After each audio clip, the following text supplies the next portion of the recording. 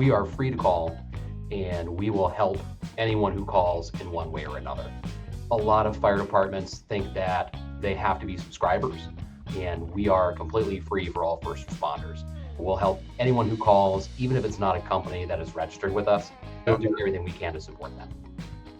Welcome to the Environmental Transformation Podcast, where we bring you interviews with industry leaders, climate champions, sustainability practitioners, EHS and hazmat professionals making an impact in their businesses today. Each leader solving complex challenges and delivering solutions within their areas of expertise. I'm your host, Sean Grady, and thanks for joining us today. Before we jump in, make sure to follow us on your devices and visit my website at www.seankgrady.com and sign up for our newsletter and email announcements. Now let's get started. Welcome to the Environmental Transformation Podcast. I'm your host, Sean Grady, and today's guest is Kevin Lavezzo. Kevin is with CHEMTREC, and today we are going to dive into the part of the chemical world that most people never see, but every responder depends on. CHEMTREC has been the backbone of global chemical emergency communication for more than 50 years, connecting firefighters, law enforcement, medical teams, and industry experts in the moments when accurate information matters most. In this episode, we're going to go beyond the basics. We're going to explore how CHEMTREC Emergency Operations Center processes complex incidents and how they integrate with regulatory frameworks like 49 CFR and international transport codes. We're really excited to bring Kevin on the show and dive into CHEMTREC and all the services they offer. So welcome to the show, Kevin. Thanks very much, Sean. And before we get started, just have to do a quick disclaimer that the opinions expressed in today's podcast are my own and not the opinions of CHEMTREC or the American Chemistry Council. All right. Well, Kevin, there you go.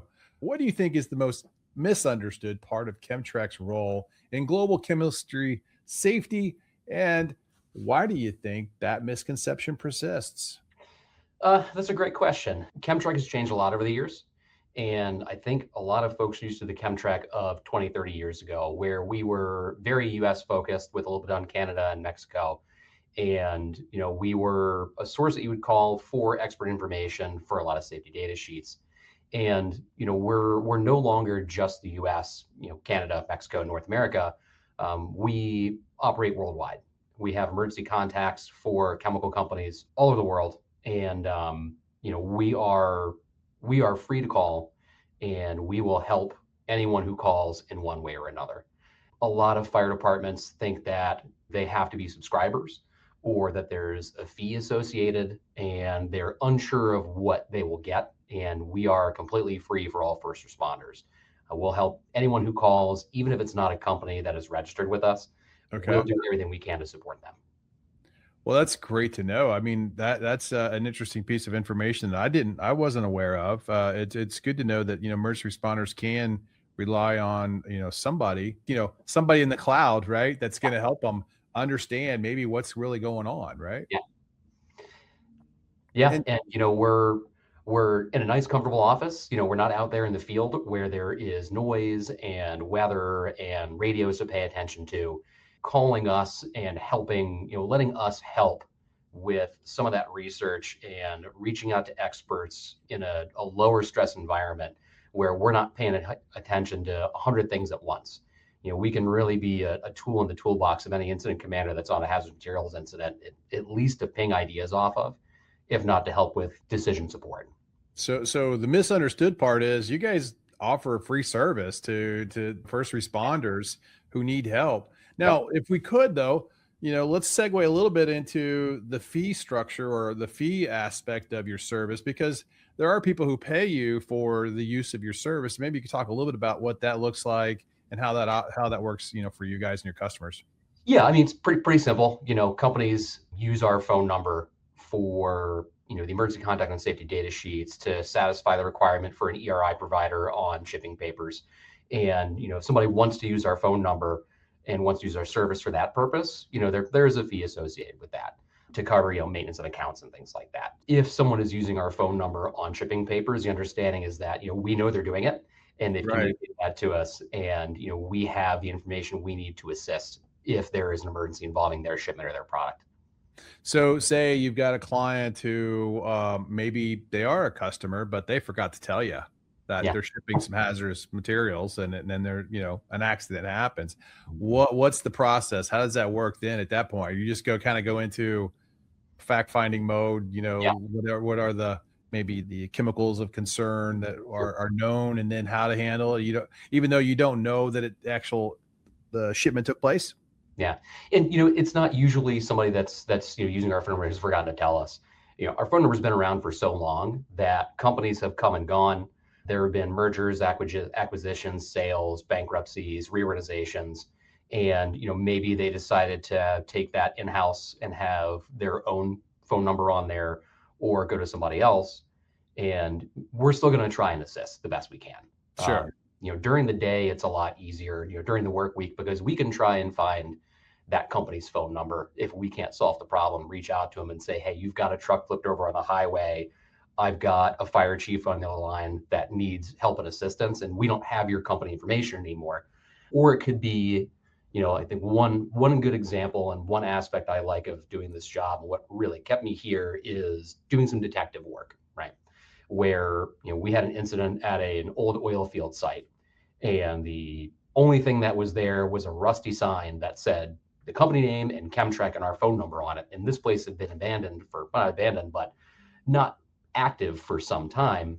And the company name on there was no longer a registrant. They weren't registered with us. They weren't recognized as being a registrant. And we were able to use publicly available information to trace where that company went, that they were bought by one company, and then that company was bought, and that company was bought, down to where we were able to find a company that was registered with us. And we called them, and the first emergency contact said, oh yeah, I know exactly where that is. What can I do for you? So we're still going to try and help. Right. We're going to do whatever we can. It's a little more difficult if it's after hours, on a holiday, on a weekend, because we might not be able to find emergency contact information for that company. They may have stopped shipping hazardous materials, Mhm. or their safety data sheets may not be publicly available in a way that we can get to and see who their contact is. So at that point, we'll engage whatever resources we have available to try and solve that problem Right.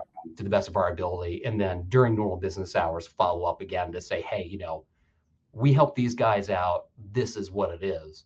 And if it is a situation where someone's using our phone number and maybe they shouldn't be using it, we'll do what we can. And then our sales team will reach out to that company during the week and say, hey, FYI, we got this call. Let's talk about it. I think we need to, get you under contract because you're using our number, Mhm. right? Yeah, right, right. Well, okay. So, so ChemTrec's been around since 1971. How has the nature of chemical emergencies, changed over the decades, and how has ChemTrec adapted to the changes over this time?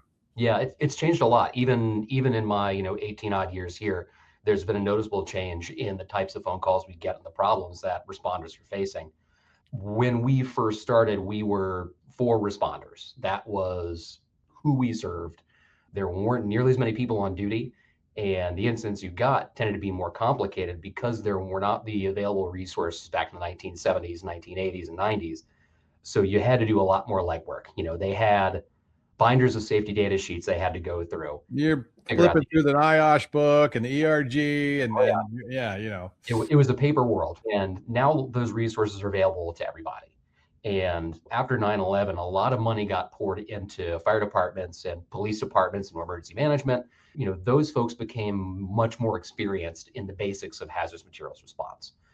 I'll never forget, within the first year or two I was here, I had an incident where there was a drum behind a bank, and it had a label on it with a chemical name, and it was a jar. And I was talking to a guy that was riding the back step, probably a newer guy.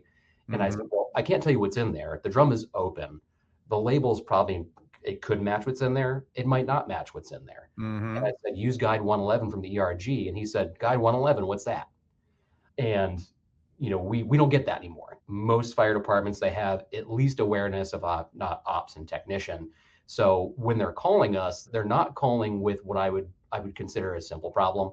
They're calling with a plan, and they want a second or third source, or they want to talk to an expert to say your plan is good, or to confirm what they learned, or they have something that's just complicated, uh, Right. that they can't deal with out in the field. And we're kind of missing that middle now. We still get the occasional call from someone who just doesn't have a whole lot of knowledge in response, but that's more rare. It's usually these more complicated ones where it's a reaction between multiple chemicals, or it's a large spill, or it's environmental contamination. It's in a sewer and they want to know what to do about it. It's not as simple as, okay, well, get to a safe distance, dam and dike with dirt or absorbent wherever you have around, and then wait for the hazmat team to get there. I think the maturity of the industry and all the training requirements and expectations of fire departments and all the, like I said, like either through FEMSA, through all the other DOT training requirements. I mean, they've had to actually spend a significant amount of time and effort preparing their staff to be in compliance with these requirements. So I think maturity over the past 20 years with the regulation has kind of helped. I think you and this whole, I think seeing the industry respond, which is good, right? I mean, that's what it's supposed to do, right? And even with HAZCOM, when the safety data sheet standards got raised, Oh I yeah, did a lot of safety data sheets when I started that were still real basic. It was 2 pages. yeah. The GHS was like it was like seemed like a very slow rollout for a bit too, right? Yeah. Yeah, and the safety data sheets that came out of that were in compliance with GHS are way better than they used to be. Way more useful. There's a lot of great information on there that's helped us be more effective, and it's helped fire departments be more effective as well. They can pull a safety data sheet up on their laptop in the field now, or on a cell phone, and they have that access now. If they know what they're looking at, it can be a very useful tool for them. Well, yeah. I mean, most data safety SDSs weren't really available online for Yeah, many, many years. I mean, and it just is this kind of a new thing. I mean, within the past, say, what, 10 years, we've had online SDS. So yeah, it's a big deal, absolutely. right? Yeah, and a lot of companies have seen the value in putting their safety data sheets out there, that are On the web. publicly available. They're Yeah. not all behind a password now. Right. So that's, that there are positives and negatives to that. It's, more information is always a good thing, but you have to know how to understand and interpret the information that you're reading. Sure. Absolutely. Or, you might not have as effective of a response. Well, walk us through, if you could, a little bit, like, what actually happens inside, the emergency operations center when you guys get a call and it comes in. What does the first minute or two look like for you guys? Yeah, so we want to ensure the safety of the caller and those around them, right? Our first priority is life safety. So we're going to ask questions to determine what's going on. Who is the caller? What is their level of experience and capability? Where is the incident? And what is involved and what quantity? What's the circumstance of the release? The information and decision support that we give for a 1-gallon pail of paint is going to be a lot different from a tank car of chlorine. Yeah. So we want to very quickly triage that call and get the basic information we need to be successful. So we can decide, okay, well, this is not a time critical incident. We can spend more time gathering information, the nitty gritty of it. If we need to figure out a shipping location, or if we need shipping paper information, or if it's a very clear, okay, let's look at the isolation distances. Let's get you to a safe place first. And then we can talk about what to do next. That's especially important with untrained folks. We're not just for fire departments. We get calls from truck drivers and train masters, conductors, folks on ships at sea and intercoastal waterways, and private citizens that say, hey, there's this truck parked outside of my hotel and there's a gas coming out of it. Or this tank car's been behind my house for a couple of days and now there's something coming out of it. We need to take that level of experience and capability into account and get that person away. We still use the ERG for that. The ERG is a great tool for the first 10 or 15 minutes of a response for getting away and getting safe. And, we really lean on that heavy. So for the listeners who may not be familiar with ERG, it's your emergency response guide. So it's a standard guide that has a lot of different response scenarios for different chemicals, and it goes by number, and it's a great resource for how to handle chemicals when they're spilled. So anyways, like what PPE to use, what distance you should be and stuff like that. So just wanted to kind of interject there for some people, because we can be very technical, and there's a lot of layman folks that might listen that aren't into this aspect of the environmental field, and they'll be like, ERG, what are they talking about? Right. So anyway, just thought I would interject there.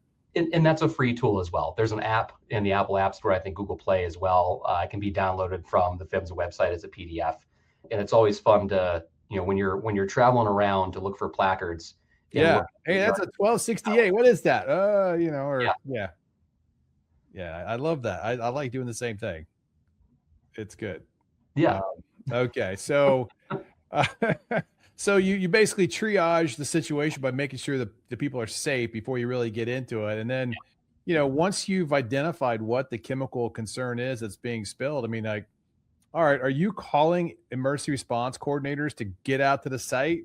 Are you leveraging a network that you own or manage yourself that you're coordinating with partners? I mean, how does that part work?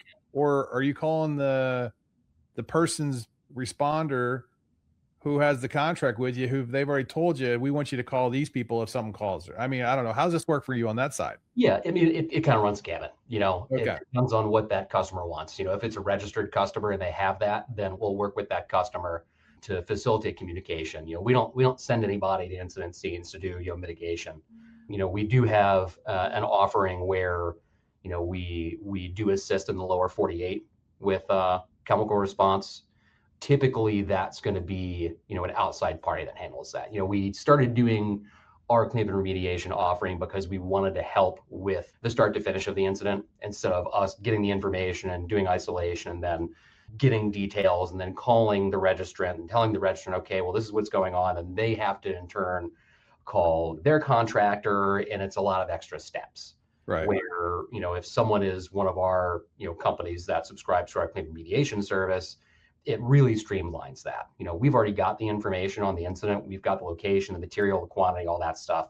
And we can engage with our partner and then Just move them out they will quickly. take that over. Yeah. So, it's all about making sure the response is faster. The longer it takes to get somebody there to do mitigation, it has the potential to be worse. You're connecting with these responders with chemists, toxicologists, and the manufacturers. How do you guys maintain this fast, always ready expert network? Yeah, it's complicated. We have a ton of contacts. We have a ton of registrants. We have a ton of resources. So, we do have account management and we do have customer service staff that interfaces with our customers and make sure that contact information is up to date, instructions that they may have is up to date, and their safety data sheet database, whether or not we host that or not, is up to date. We don't want to be in a situation where we call someone who's retired or is no longer with the company, Mhm. or we don't have safety data sheets that are from the most recent year, something that's 10 years old.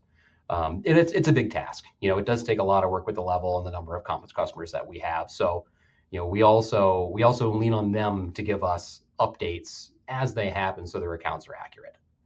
But like, okay, so the type of staff that you maintain Mm. in your business, I mean, what type of experience do you have? Like, Yeah, you say you've been there for 18 years. yeah, So you're a seasoned vet that's been around the block a bit. You've seen a lot of projects come through. yeah. This type of response, high pressure at times scenario to think quick on your feet. That takes a certain type of individual. How Yeah. are you like maintaining or finding those individuals or training that next generation up? Talk a little bit about that if you could. Yeah, it's again not easy. It's a unique job, and it's always been unique. Nobody really does what we do the way that we do it, and we have a wide variety of backgrounds. I mean, I recently got a degree in environmental health and safety, but my first degree was in photography, and I joined the fire service in Prince George's County because I wanted something to do that was a little exciting, and I learned about ChemTREC and was started working here while I was still a volunteer. So I had a first responder background. We have a few folks that are first responders. We have folks that were military CBRN guys. We have some folks that have more of a customer service background because that's also important. The communication aspect of this job it can be hard to teach. De-escalation and asking the same question 5 or 6 different ways. So we want a diverse staff that has a diverse kind of experience so we can all collaborate to figure out how do we talk to this person, how do we handle this incident the best. And for the folks that we don't have internally that have that sort of experience, we always have outside parties we can reach out to. Oh, okay. So You do you know have like CIHs on staff? Nope. Although my last professor was trying to convince me to go down that route, we'll see. We are right next door to AIHA, which is always fun to ping those folks and say, hey, how you doing today? What's going on in the industrial hygiene world? I have my student CHMM, and I'm working towards my full CHMM. Well, good.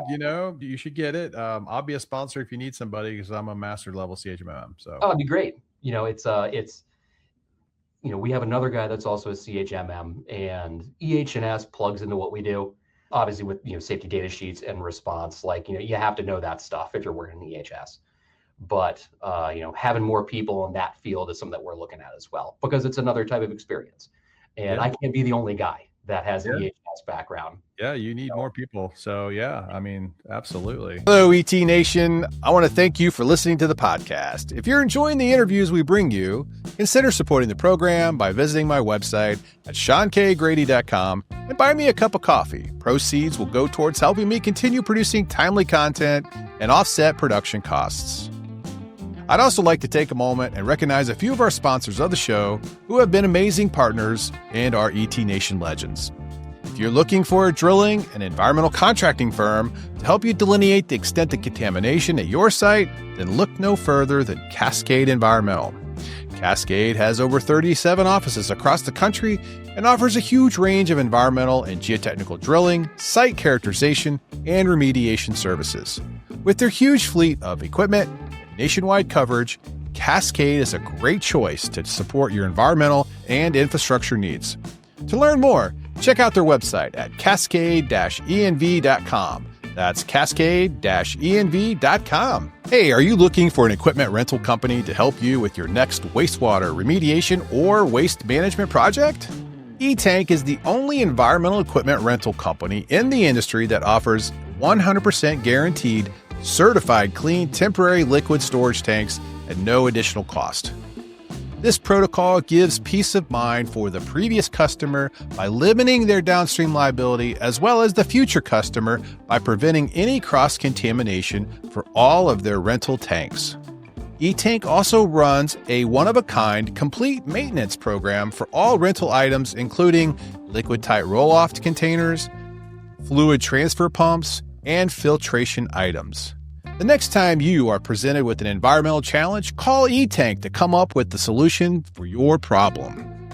I want to thank one of our sponsors, WasteLink. WasteLink is the all-in-one software platform transforming how environmental professionals manage waste, connecting generators, service providers, and disposal facilities in a way that is simple, connected, and transparent.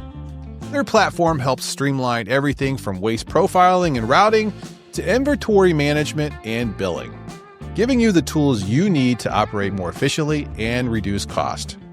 Whether you're a generator looking for better options or a service provider seeking greater efficiency, WasteLink has you covered. If you're ready to take control of your waste management processes and optimize your business, visit wastelink.com to schedule a demo today. Okay. So you guys recently expanded into incident documentation and remediation coordination. You were just touching a little bit about it, but what technical standards or report frameworks guides that process, especially when multiple agencies or jurisdictions are involved? Yeah. So, we act as a critical hub in facilitating response in that way. With one call, a customer can report an incident, triage a situation, and, dispatch remediation partner. And all reporting invoicing to the customer is maintained through a single existing CHEMTREC relationship. So everything's done at once. As the technical handling of remediation, CHEMTREC does rely on partners with expertise, right? We want to head. Okay. So you've got a little bit of you probably have a consulting group that you work with that support it, along with an emergency response group that does that. I mean, we do have folks internally that do like crisis management, crisis solutions. We work with those folks to have disaster planning, business continuity, stuff like that. So they're prepared before an incident happens. Yeah. And then the spill reporting, that's a lot of state agencies are really concerned about, if you spill more than 55 gallons of, petroleum or other types of chemicals like that, now you automatically, have to call it into the state, and that creates an incident number. Now there's an investigation. Now, so you're working with partners to help out with that aspect of a cleanup as it relates to the spill too. Is that kind of the extension of this remediation coordination? So we, in the operations center, we don't handle that. CHEMTREC does have an offering for 5800 reporting for transportation spills. But as far as the, after incident, if we're talking more like, RECRA stuff or state-related programs. That's something the operations center does. We wouldn't lean on our industry partners for that. Gotcha. Right. So you guys play a major role in helping shippers comply with 49 CFR emergency response, the telephone number requirement. That's how I came across, knowing what you guys do, because we were like, well, we need someone who or somebody we could call, because we don't want to be on call 24/7. So we're going to have CHEMTREC do it. Or if our customer didn't want to do it, so it took us a while to figure out what's the best way to deal with that requirement. But what are the most common regulatory gaps that you see in the field, and how does CHEMTREC mitigate them when it comes to this? So, we make sure that our customers are appraised, right? Like they have access to a global regulatory tool for ease of reference across international and national regulations. We also send messages out to our customers so they're aware of these changes and that they're informed. One big challenge is compliance following revisions to HAZCOM in 29 CFR 1910.1200 by OSHA aligning it with GHS 7.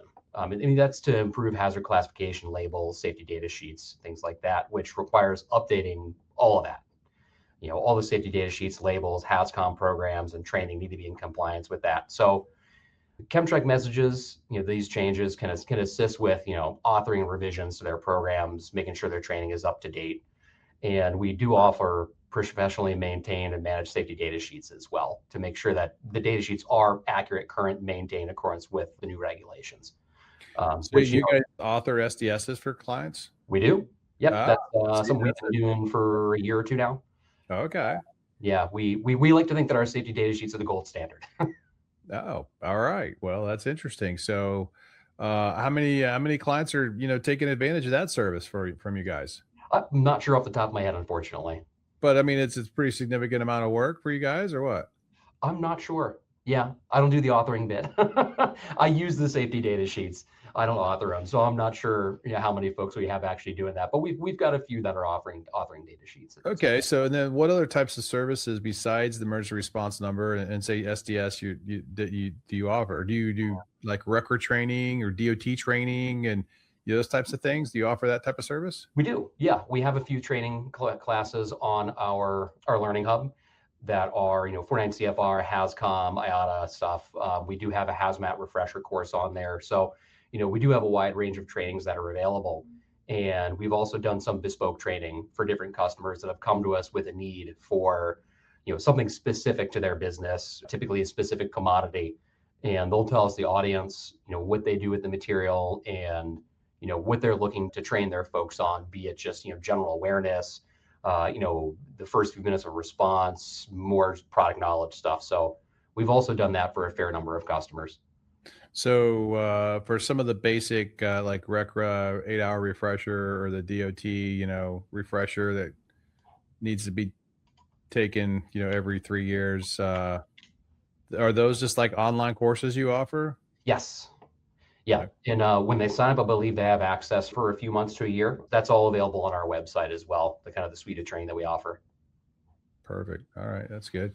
What other types of services digital technology is really kind of transforming our industry right now in this space with, hazmat. Lots of service providers are creating solutions like with the EPA, with, hazardous waste e-manifest. Are you involved with e-manifest type work or offering solutions from a digital tracking? Talk a little bit about that space if you got anything there. Yeah, we communicate with PHMSA a lot. PHMSA does ask us for input on things. We do communicate with PHMSA for those sorts of things. But from a technology perspective, are you using any data automation or communication tools to help emergency response and improve the process? So we do some mass notification and coordination stuff for our customers to facilitate their responses. We do look at trends within the operations center because we do get a lot of spills to kind of say, okay, well, we need to do more training on this. This could be an emerging threat that we need to look at. Lithium-ion batteries, I think, was the first one that really benefited from that because we noticed an uptick and said, okay, well, we're getting more of these things. There's not a resource out there that we can point to. So, we use that to approach, one of the industry groups, and now we have a mutual aid for lithium-ion batteries that we can call 24/7. When we don't know the answer, we can call a specialist and say, hey, can you talk to this responder and talk them through the response for whatever battery chemistry they're dealing with, and whatever size and the circumstances of the incident. So that's been pretty helpful.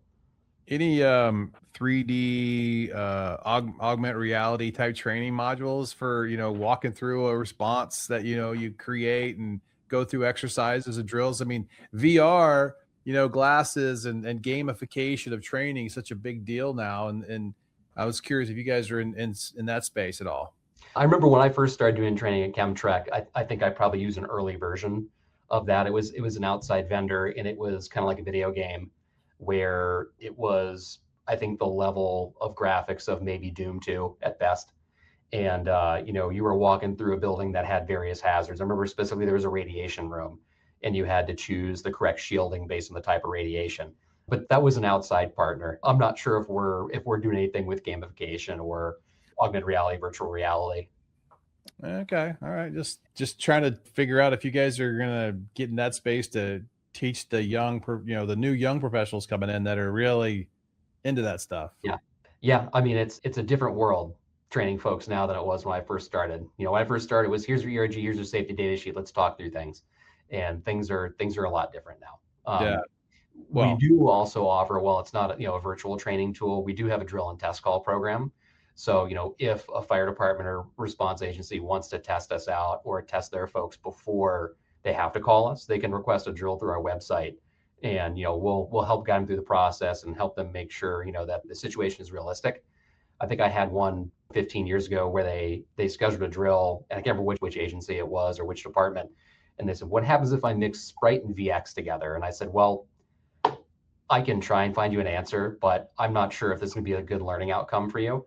Let's talk about something more realistic that you might actually deal with, right? Like, let's mix a corrosive in in something else and figure out what the end product is, rather than soda and a neurotoxin, right? Well, it's good to kind of level set expectations on those types of drills. But CHEMTREC operates globally, right? So what unique challenges come with supporting incidents across different countries and languages and regulatory systems? I mean, that's got to be very difficult. Yeah, and it can be.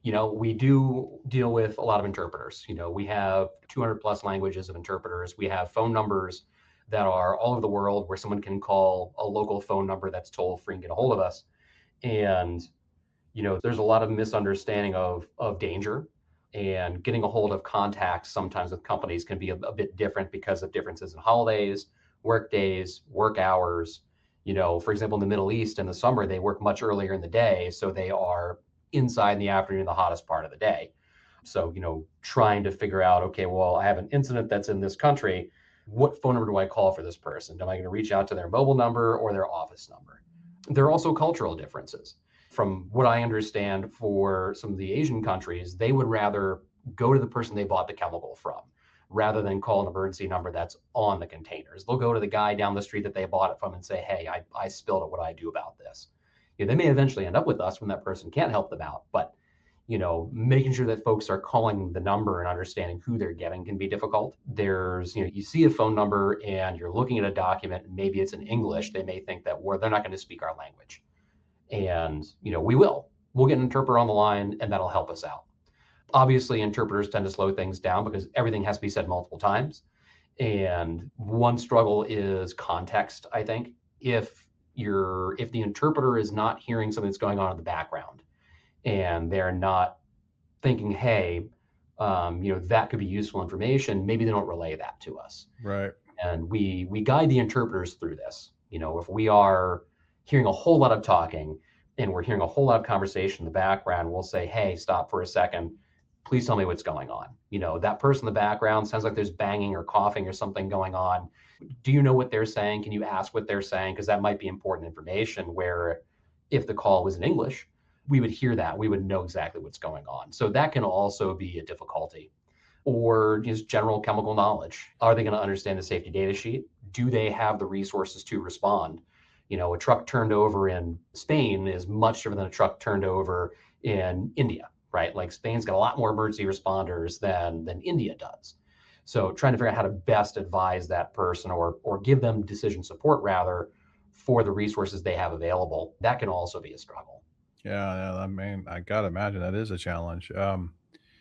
Do you find that most of your clients that are here in the US are the ones working with you globally? They're basically taking you from, because they're a global firm, or are you seeing individual companies in like Spain just reach out to you because you opened up shop there and they don't really have an understanding of your experience back here in the US? Yeah, I mean, those smaller companies and folks overseas may not know us. So it might take a little bit to convince them, or they may not want to use us. But a lot of our international folks are also North American folks.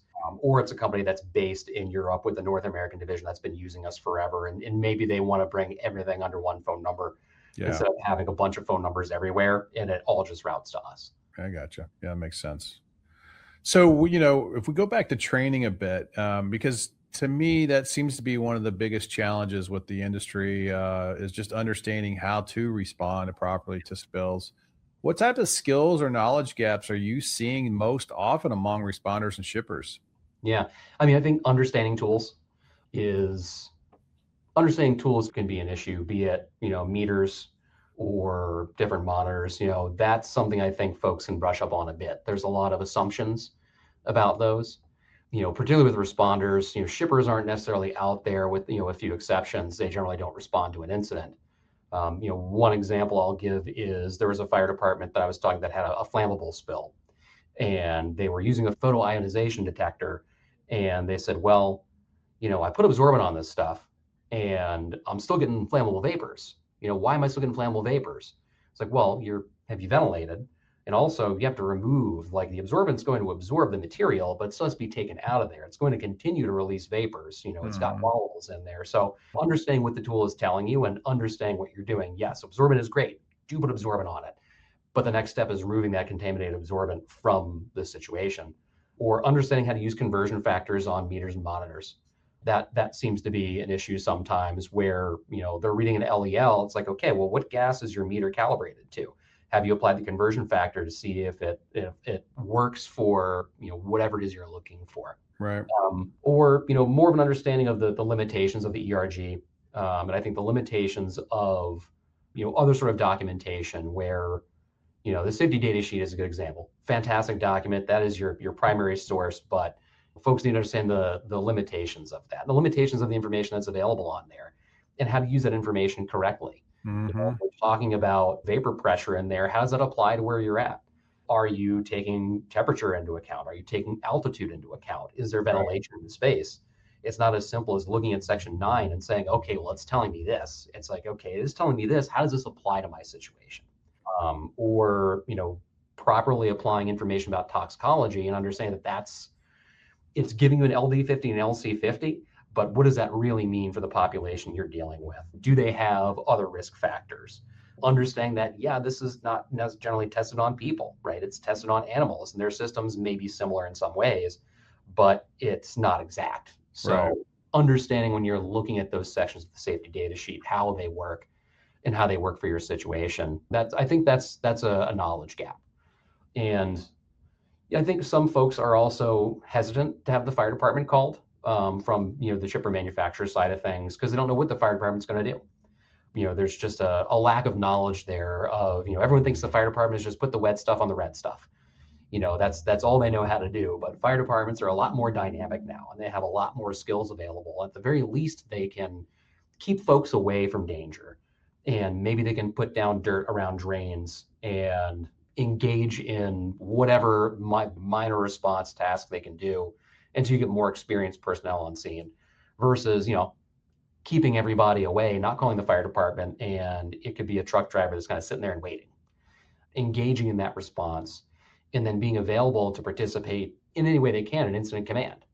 There's also that need there for companies to advise, as part of incident command of, okay, yeah, like, you guys are in charge, we're the product experts, this is what we would recommend. This is how we can help you, and just being ready to engage in that if the need arises. Yeah, no, that's really good. I mean, there's a lot of opportunity for training, and I think that the more is better in a lot of ways, and with hazardous materials, right? Because that's what we're talking about: hazardous materials that are have a hazard that could be very detrimental to human health and the environment.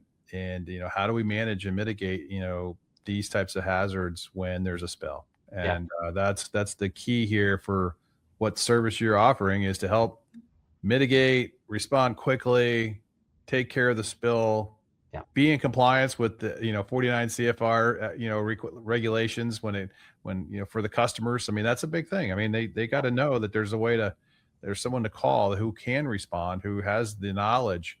Not every manufacturer of chemicals or I guess production people are really that knowledgeable about how to deal with that. I mean, they know that they can make the chemical, but how do you respond to spills?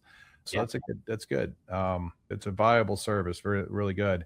Well, when you look ahead, Kevin, I mean, what emerging risks or new chemicals or supply chain trends or climate driven events are shaping CHEMTREC's priorities for the next decade?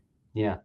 Yeah. I mean, I hate to keep going back to lithium-ion batteries, but that's been a big one for a long time, and that was a new risk for everyone. Right. The pandemic was also an interesting time.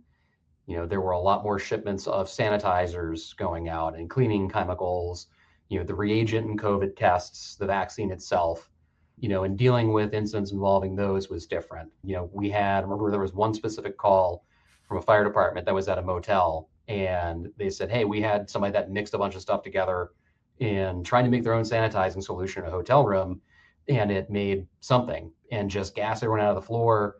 And we had to evacuate. Are you sure it wasn't the meth lab that they're creating? Yeah, we've gotten those. Yeah, I've certainly taken meth lab calls and heroin production, stuff like that.